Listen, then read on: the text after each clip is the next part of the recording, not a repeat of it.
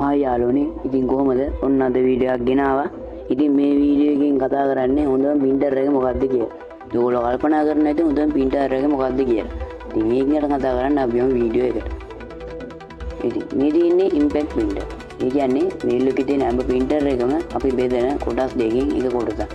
ඒ කියන්නේ සංඝටන මුද්‍රණ යන්ත්‍ර. මේකේ උදාහරණ නම් ඔයගොල්ලෝ දැකලා ඇති. කියන්නේ line printer කියන්නේ පේලි මුද්‍රණ යන්ත්‍රය. අනිත් එක තමයි dot media printer කියන්නේ තිස්නයාස මුද්‍රණ යන්ත්‍රය. මේකේ මේ dot media printer කියන එක නම් ඔයගොල්ලන් බැංකුව වල දැකලා ඇති බැංකු පොත් වල printer නේ මෙන්න මේ dot media printer කියන එක. ඉතින් අපි ඊළඟට කතා කරන්නේ anti impact printer. කියන්නේ සංඝටන මෝහන මුද්‍රණ යන්ත්‍රය. ගොඩක් අය පාවිච්චි කරන්නේ මේ printer තමයි. කියන්නේ thermal printer, inkjet printer, laser printer, plotter කියනවා මේකට උදාහරණ. ඉතින් මේවා ඇත්තටම ගොඩක් හොඳ ඒවා. මේවා තමයි දැන් ගොඩක් අය යූස් කරන්නේ. ඊට පස්සේ ඕගොල්ලන්ට බලා ගන්න පුළුවන් මෙන්න මේක.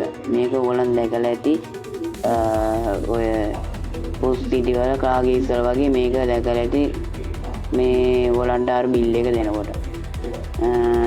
ඊට පස්සේ අනිත් ඒවා ඔයගොල්ලෝ හොඳටම දන්නේ ඒවා.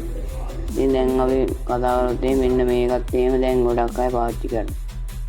HP එක තමයි දැන් තියෙන හොඳම එක. ඒ laser printer. මේකේ laser වලින් තමයි printer වෙන්නේ. මේක නම් මේකත් පාවිච්චි කරනවා. මේක ලොකු print කරගන්න තමයි මේක ගන්න. ඉතින් අපි දැන් දෙකම කතා කරන්න අපි දැන් බලමු මේ දෙකෙන් අපි use කරන්න ඕනේ මොකක්ද කියලා. ඉතින් ඒ තමයි non impact printer. ඒ කියන්නේ සංඝටන නොවන මුද්‍රණ තමයි use කරන්න ඕනේ. මම නම් recommend කරන්නේ මේක use කරන්න කියලා. ආවලට කැමති නම් impact printer use කරලා කමක් නැහැ.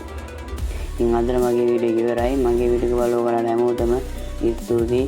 එහෙනම් මේ වීඩියෝ හොඳ නම් subscribe කරලා දාලා bell icon එක click කරලාම තියාගන්න. මතක නැතුව කමෙන්ට් එකක් දාන්න යන්නත් අමතක කරන්න.